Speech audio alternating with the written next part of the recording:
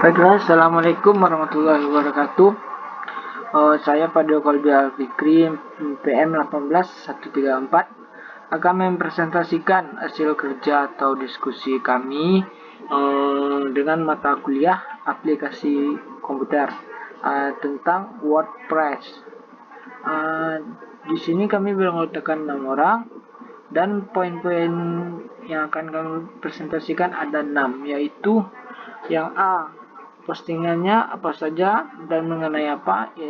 Postingan kami yaitu mengenai kegiatan USR, yang dimana ada 7 postingan, 1, 2, 3, 4, 5, 6, 7, yang nantinya akan dijelas oleh rekan saya. Habis itu yang B, kategorinya apa saja. Kategorinya yaitu ada ini dan ini, ya bisa dilihat dan nanti akan dijelas oleh rekan saya. Habis itu laman apa saja yang digunakan. Kami cuma menggunakan 3 laman dan nanti akan dijelas oleh rekan saya juga. Habis itu yang D, tema yang digunakan. Tema yang kami gunakan cuma satu, yaitu yang ini. Habis itu yang E, widget yang digunakan. Ada 1, 2, 3, 4, 5, 6, 7. Nanti akan dijelas oleh rekan saya juga. Dan menu yang kami gunakan cuman satu, nanti akan juga dijelas oleh rekan saya. Baiklah, langsung saja yang akan disampaikan oleh rekan saya. Assalamualaikum warahmatullahi wabarakatuh. Baiklah, saya Vidya Julita Syaputri, NPM 18142, Lokal C Manajemen, Universitas Baitur Rahmah. Di sini saya dan teman-teman akan mempresentasikan website kami yang telah kami buat pada WordPress sebagai tugas mata kuliah aplikasi komputer. Bapak atau dosen pembimbingnya yaitu Bapak Noviardi Putra. Jadi yang pertama tugasnya itu saya pada bagian yang A. Yang A itu postingannya apa saja dan mengenai apa. Terlebih dahulu kita harus mengetahui post atau posting pada WordPress itu merupakan sebuah kegiatan menulis atau suatu kejadian atau membuat sebuah artikel pada sebuah WordPress yang hasilnya nanti dipublish dan dapat dibaca atau dilihat oleh semua orang yang mengakses website kita. Jadi post ini bersifat dinamis. Fungsi post itu biasanya digunakan untuk menulis konten blog, artikel, atau update terbaru. Yang selanjutnya, kita harus mengetahui cara menambahkan post baru ini pada WordPress. Nah, jadi kita masuk dulu ke dashboard. Kemudian untuk menambah post baru, kita mengklik menu post untuk mengelola artikel dan postingan. Kemudian kita klik tombol tambah baru untuk menambahkan post. Nah, di situ kita ada muncul untuk mengisikan postnya. Ada 2, yaitu judul postingan dan yang kedua ada konten postingan. Nah, jadi di sini kami ada 7 judul postingan yang kami buat pada website kami, yaitu yang pertama berjudul Malam Kesenian. Yang kedua itu kegiatan panen kacang tanah Guci Sarumpun. Yang ketiga itu kegiatan goro di air Kubang Jorong Labuah. Yang keempat itu kegiatan goro di Jorong Labuah dan pergi ke dermaga. Yang kelima itu nonton sepak bola antara Universitas Baitur Rahmah dan warga Sungai Batang Maninjau. Yang keenam itu ada pelayanan kesehatan spesialis di Puskesmas Maninjau. Yang ketujuh itu mencari durian di Jorong Labuah. Itulah judul-judul postingan kami. Kemudian ada untuk menulis konten postingannya. Di sana juga kita bisa mengubah tulisan untuk menulis konten kita. Nah, dan konten posting pada cerita pertama yang akan saya ceritakan yaitu tentang malam kesenian yang diceritakan oleh Elga Yunita, yang dimana isi kontennya adalah pada 22 Februari 2020 pukul 8 malam kami dari anggota USR 4 bersiap-siap untuk pergi melihat malam kesenian. Kami pergi ke sana jalan kaki sama-sama. Setelah sampai di sana, kami melihat pertunjukan dari anak-anak desa Wisma. Ada yang menari dan main gendang dan mendengar sepatah kata dari Bapak Rektor dan Bapak Jorong. Setelah itu, acara dilanjutkan dengan tarian dan nyanyi dari mahasiswa Universitas Baitur Rahmah. Kami menikmati acara malam kesenian dan dilanjutkan dengan pemberian penghargaan terhadap induk semang. Ada 10 orang induk semang yang mendapat penghargaan. Setelah selesai memberi penghargaan, dilanjutkan dengan acara nyanyi oleh Bapak Rektor dan Dekan Universitas Baitur Rahmah. Setelah selesai nyanyi, acara ditutup dan kami pun pulang ke rumah induk semang masing-masing. Di perjalanan kami pun antri untuk menaiki bentor menuju rumah induk semang masing-masing. Itulah kegiatan kami pada hari itu. Jadi itulah isi konten tentang malam kesenian yang diceritakan oleh Elga Yunita. Kemudian dari media Dasrilia yang berjudul Goro di Air Kubang Jorong Labua. Pagi-paginya setelah kami sarapan, kami langsung bergegas untuk gotong royong. Sebelumnya kami diinstruksikan oleh Bapak Jorong dan kakak mentor untuk lokasi gotong royong yang berada di Air Kubang Jorong Labua. Lokasinya lumayan jauh dari rumah tempat kami tinggal. Sesampainya di Air Kubang, kami langsung bekerja dengan masyarakat setempat. Kami membersihkan jalanan, selokan, dan perkarangan sekitar yang sangat kotor. Warahmatullahi wabarakatuh. Baiklah, saya akan menceritakan beberapa postingan dari kelompok kami. Yang pertama dari Nindi Ulmania, dan saya akan menceritakan inti-intinya saja yang berjudul Kegiatan Panen Kacang Tanah Guci Serumpun. Pada tanggal 22 Februari 2020, kami melaksanakan kegiatan panen kacang di Guci Serumpun Jorong Labua. Kami membantu masyarakat dalam memanen kacang tanah di Guci Serumpun tersebut. Tidak hanya mahasiswa-mahasiswi Universitas Baitur Rahmah, warga yang ada di sana juga ikut serta untuk memetik kacang tanah tersebut. Ketiga yaitu cerita dari Poppy Fitriana yang judulnya Kegiatan Gotong Royong di Jorong Kubu.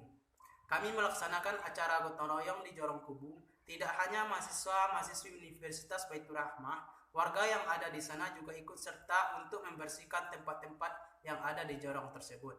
Saat goro berlangsung, kami juga menyempatkan diri untuk memetik buah rambutan milik warga tersebut. Setelah itu, goro baru dilanjutkan kembali. Tidak hanya membersihkan tanaman-tanaman yang di jorong kubu, kami juga melanjutkan kegiatan mengecat TK yang ada di jorong tersebut. Kegiatan mengecat kami lakukan dengan cara bergantian agar semua ikut bekerja. Selanjutnya ini cerita dari saya sendiri, yaitu yang berjudul Nonton Sepak Bola Antara Universitas Baitur Rahmah dengan warga Sungai Batang Meninjau. Di sore harinya itu kami mendengar bahwa ada pertandingan sepak bola di Jorong Kubu, dan waktu itu kami kebetulan tinggal di Jorong Labua. Jadi kami pergi untuk melihat pertandingan tersebut di Jorong Labua ke Jorong Kubu. Itu jaraknya juga lumayan jauh. Jadi kami tidak memiliki kendaraan untuk pergi ke sana. Tahu-taunya teman yang lain pergi duluan dengan jalan kaki. Jadi tinggallah kami berdua yang belum pergi. Jadi kami cari akal gimana caranya pergi nonton sepak bola tersebut. Kebetulan kami hanya berdua saja yang belum pergi, sedangkan yang lain sudah duluan. Jadi kami berpikir mending pinjam motor bapak yang punya rumah, dan alhamdulillah dikasih. Cerita dari Vidya Julita Syahputri yang berjudul pelayanan kesehatan spesialis Puskesmas Meninjau.